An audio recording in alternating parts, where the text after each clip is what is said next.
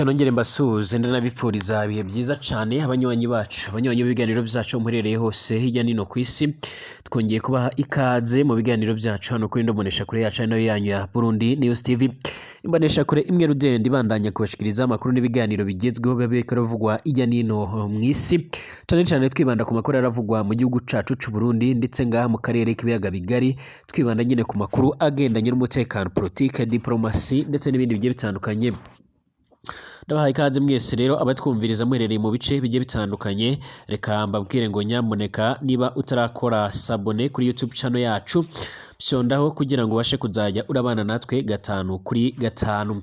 Dore ingingo nkuru rero tugiye kugarukaho by'umwihariko muri kino kiganiro cacu cyo kuri uyu wa kane kwigenekerezo rya 29 Myandagaro umwaka w'2024.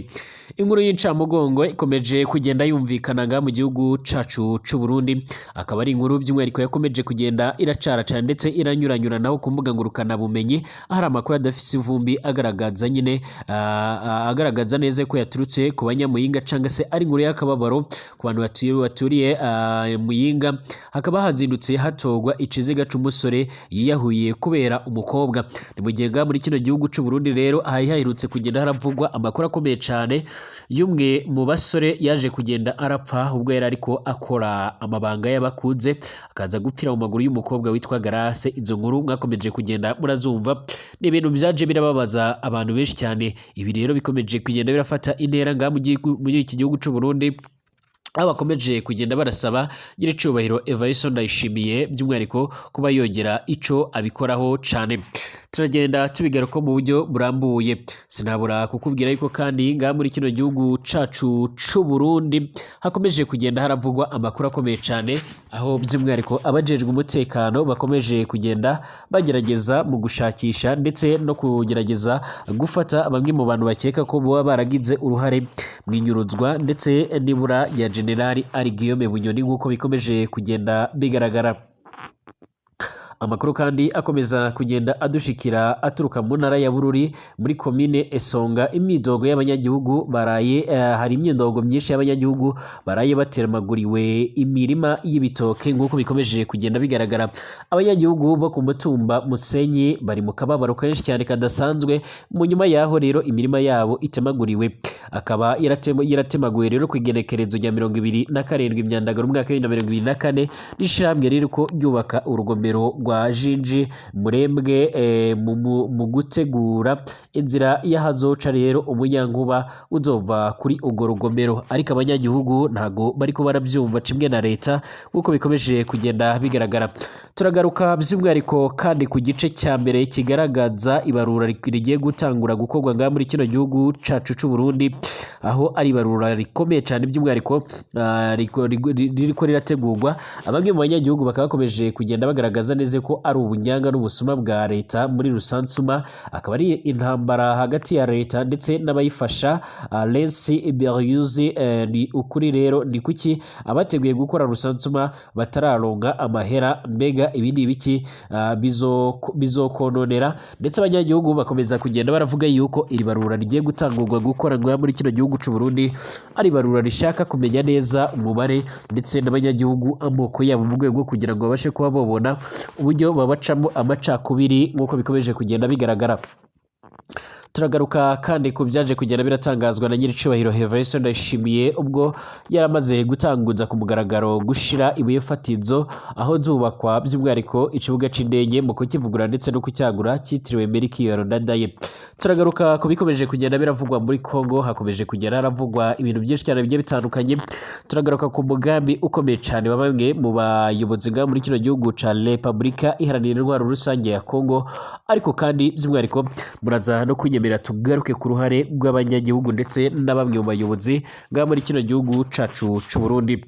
Ndabahaye ikaze abanywanyi b'ibiganiro byacu muherereye hose hirya nino, mbabwira ngo nyamuneka niba utarapyonda handitse sabone kuri YouTube channel yacu bikore kugira ngo ubashe kuzajya urabana natwe gatanu kuri gatanu. Reka nkubwire ngo kandi abantu mubandanya kudukurikira muherereye nga mu gihugu cacu c'u Burundi, abatwumviriza muherereye mu ntara zigiye zitandukanye mu makomine agiye atandukanye, mwese turabahaye ikaze muri kino kiganiro cacu. abatwumviriza kandi by'umwihariko muherereye mu bindi bice bigiye bitandukanye mu bihugu by'ababanyi, abatwumviriza muherereye mu gihugu cy'u Rwanda turabifuriza kumererwa neza cyane, abatwumviriza muherereye mu bihugu nka Kenya, Tanzania, Uganda ndetse no mu bindi bice bigiye bitandukanye, mwese ndabahaye ikaze. Ababa bashaka kandi kutwumviriza muherereye mu bihugu by'iyo kure ku mugabane w'Uburaya, Aziya, Australia, Amerika ndetse n'ahandi hose turabaramukije. Makuru yacu reka tuyatangurire ngaha muri kino gihugu cacu cy'u Burundi rero by'umwihariko aho ibintu bikomeje kugenda bikomera. Hari amakuru yihutirwa rero, amakuru ababaje cyane akomeje kugenda atugeraho muri kano kanya, aho umusore yongeye kugaragara yiyahuye ku buryo bukomeye cyane nk'uko biriko biratangazwa. Abanyagihugu benshi rero bakomeje kugenda bibaza impamvu y'ibi bintu, aho by'umwihariko ari ibintu bikomeje kugenda birafata indi ntera. Mu minsi iheze nababwiye amakuru y'uwitwa Grace, by'umwihariko bivugwa ko rero igipolisi cy'u Burundi caje kugenda kiramuhungisha mu rwego rwo kugira ngo abo kwa Eric bataza kumugirira nabi nyuma yuko umuhungu wabo witwa Eric bari bamaze kuba bomushingura nyuma yuko yapfuye agapfira mu maguru y'uwo mukobwa nyine cyangwa yo mwigemwe w'imyaka igera kuri 17 nyine yitwa Garase. Ico gihe rero byavuzwe yuko uyu Garase iyo yaratumye Eric akoresha ibinini byinshi cyane bizwe nyine kuba byongera ubushake ndetse n'akanyabugabo, bituma uwo muhungu rero aza kuba yomufira mu maguru bari muri ico gikorwa. Abanyagihugu benshi barahagaze ndetse bagenda batanga ibitekerezo bigiye bitandukanye, ndetse binavugwa yuko rero nyuma yuko igipolisi cy'u Burundi cagerageje kuba cyohungisha uyu Garase, by'umwihariko umuryango wa Eric harimo umwe mu bakobwa biwabo yarasanzwe ari umwe mu basirikare bakomeye cyane, by'umwihariko yarasanzwe by'umwihariko aranakorera mu gihugu ca Somalia, ahasanzwe hararungitswe abasirikare benshi mu gihugu cacu cy'u Burundi, yaraje mu rwego kugira ngo abashe kuba yokemura ico kibazo.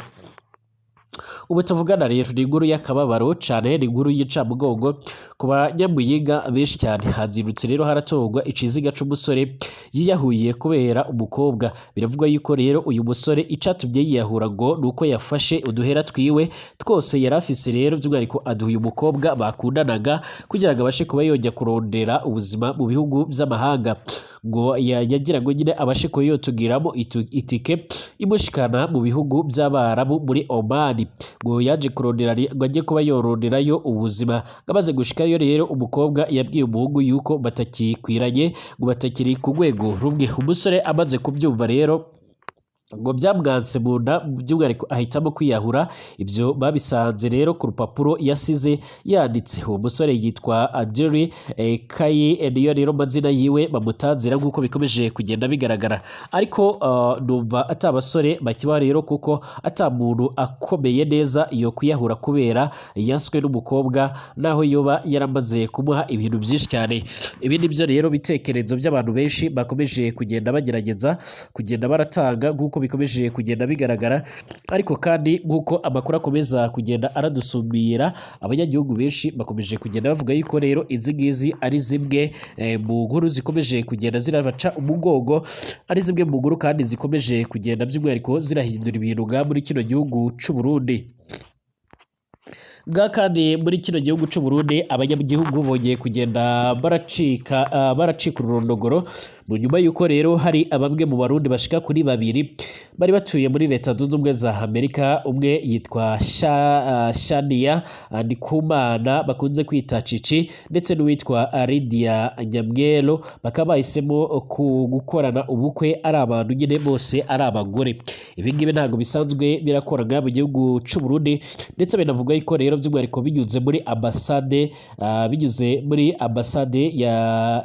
y'u Burundi muri Leta Zunze Ubumwe za Amerika, baciye bamagana icyo gikorwa. Icakora n'ubundi kucyamagana atakintu na kimwe bivuze, kuko muri Leta Zunze Ubumwe za Amerika ibyo byose biremewe ndetse biranakurikizwa. abatari bakeya rero bariko baravugishwa n'iyi nkuru rero y'abarundikazi babiri baba muri Leta Zunze Ubumwe za Amerika bonavuze haruguru, nyuma yo guhitamo rero gukora ubukwe nk'uko bikomeje kugenda bigaragara. Reka mbibutse ko rero ubugeni nk'ubwo rero muri kino gihugu cacu c'u Burundi butemewe mu bihugu bigiye bitandukanye ku isi birimo nka Leta Zunze Ubumwe za Amerika, aho ibi ngibi byemewe. abantu benshi bakomeje kugenda baratabwa muri yombi n'urwego rujejwe iperereza mu gihugu cy'u Burundi.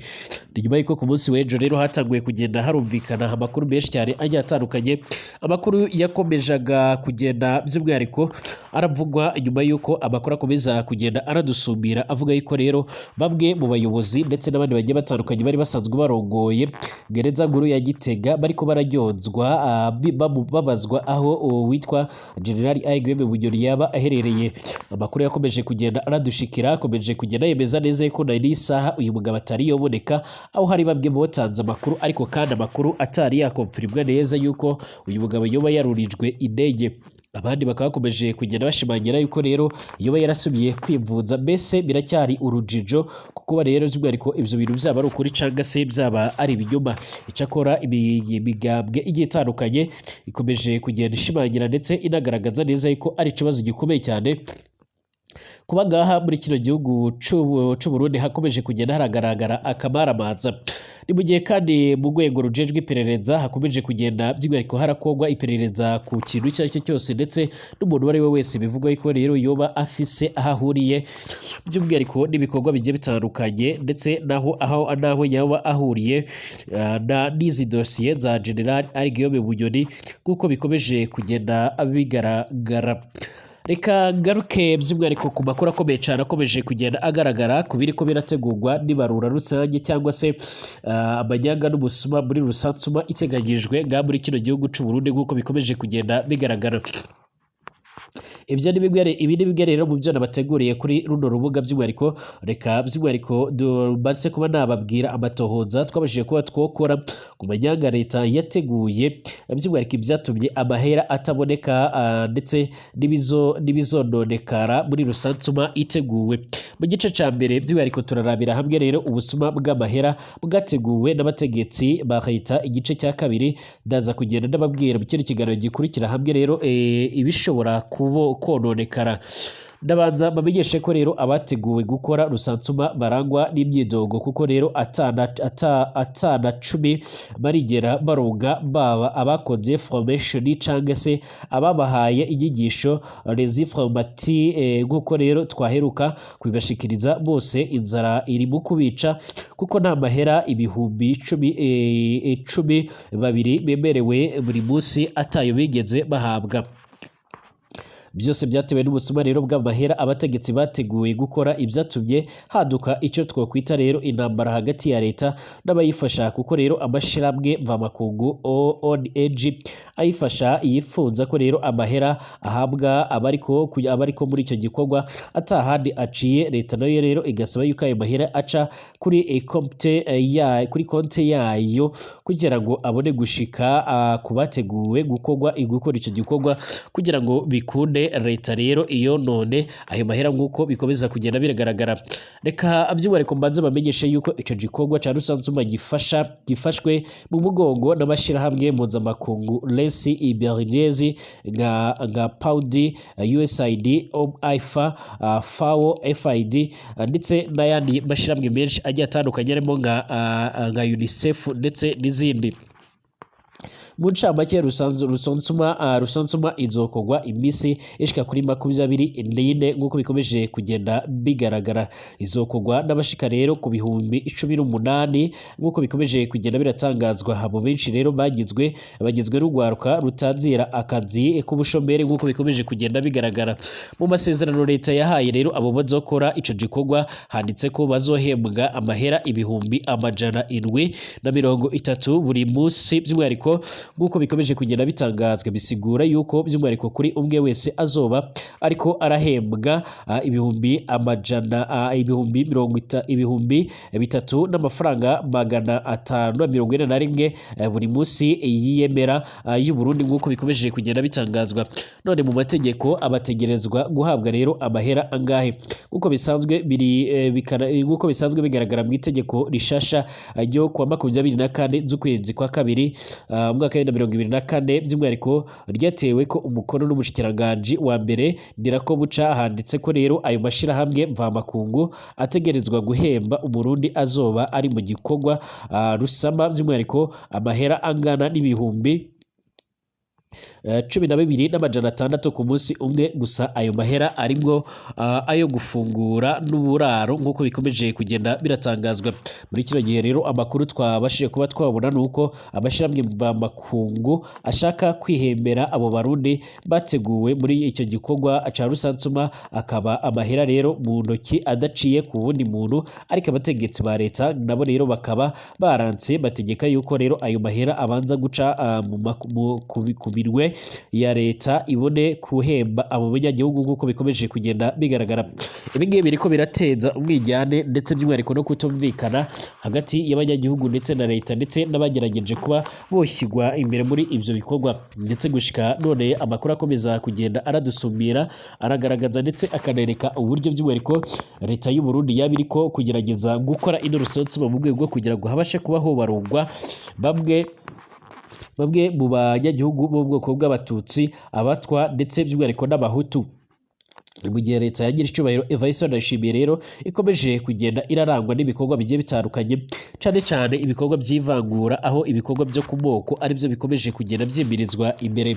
Ibi biko biratuma rero abanyagihugu bose batisanganamo cyangwa se ngo bafatwe kimwe, nk'uko amakuru akomeza kugenda aradusumira cyangwa se nk'uko bikomeje kugenda bigaragara. Abanyagihugu benshi kandi bakomeje kugenda bagaragara ndetse banagaragaza neza yuko ibintu biriko biratangazwa cyangwa se ibintu bikomeje kugenda bigaragara bwa muri kino gihugu cy'u Burundi ari ibintu biteye impungenge, ndetse bakomeza kugenda banagaragaza neza yuko ibintu biriko biratangazwa bishobora kuzogira ingaruka nyinshi cyane ku matora ategerejwe bwa muri kino gihugu cy'u Burundi. Reka ngire byinshi nkubwira ku byo wamenya rero ku mugambi uri gucugwa hagati ya Justin Bitakwira ufetekanyije na bamwe rero mu bategetsi nga mu gihugu cacu cy'u Burundi. Bikuye mu makuru y'ibanga ava mu butasi bw'igisirikare cy'u Burundi avuga ko rero mu byumweru bishika kuri 2 biheze habaye umubonano wahuje Depite Justin Bitakwira ndetse na Colonel Ildefonsi Habarurema wo mu ngabo z'u Burundi, aho baganiye rero ku gushora intambara ku bwoko bw'abanyamurenge ndetse n'abatutsi bose muri rusange baturiye ngaha mu buraruko n'ubumanuko bwa Repubulika Iharanira Intwaro Rusange ya Kongo. Amakuru yizewe dukesha amasoko yacu rero hagiye atandukanye yerekana ko rero umuyobozi w'urwego rw'ubutasi bw'igisirikare cy'u Burundi Colonel Ildefonsi Habarurema yagiranye inama gwishwa rero n'intumwa za leta ya Kinshasa zirimo bwana Justin Bitakwira, bivugwa yuko rero yari yatumwe na President Tshisekedi wa Repubulika Iharanira Intwaro Rusange ya Kongo. Ibi biganiro kandi byitabiriwe n'abarimo rero abayobozi bo hejuru mu mitwe yitwaje intwaro ikorera ku butaka bwa Repubulika Iharanira Intwaro Rusange ya Kongo, izwiho kuba abafatanyabikorwa b'ingabo za FARDC ku rugamba zihanganyemo n'umuhari wa M23, barimo uwitwa Jire Murumba umuvugizi wa Nyatura CMC na Justin Ndayishimiye umuhuzabikorwa mu mutwe w'iterabwoba wa FDLR.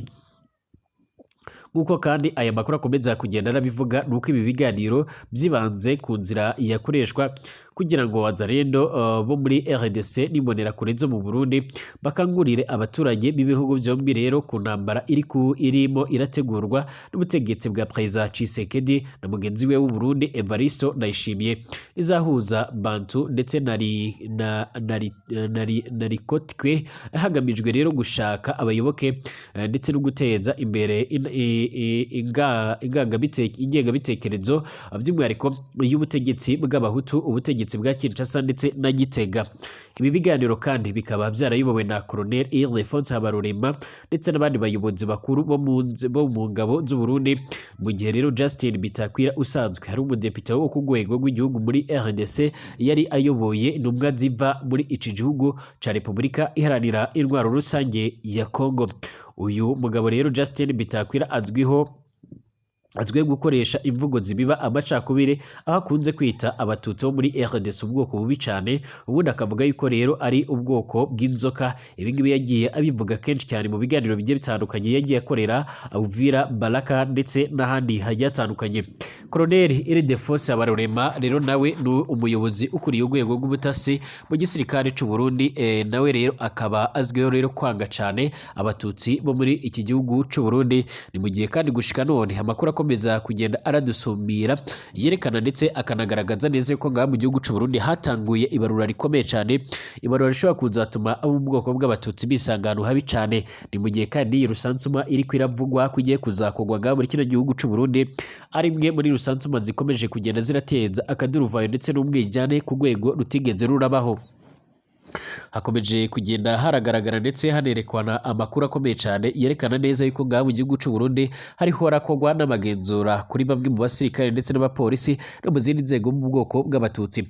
Byari bisanzwe binazwi neza yuko muri RDC ishinza umutwe wa M23 kuba rero uyu mutwe w'iterabwoba by'umwihariko ivuga yuko utegwa inkunga n'igihugu cy'u Rwanda. Ibyo u Rwanda rero rwakomeje kugenda ruhakana inshuro nyinshi cyane, ubwo rugashinza Kinshasa gukorana bya hafi n'umuhari w'iterabwoba uzwi nka FDLR urimo rero basize barakoze amahano mu gihugu cy'u Rwanda, jenoside yakorewe abatutsi mu mwaka w'1994.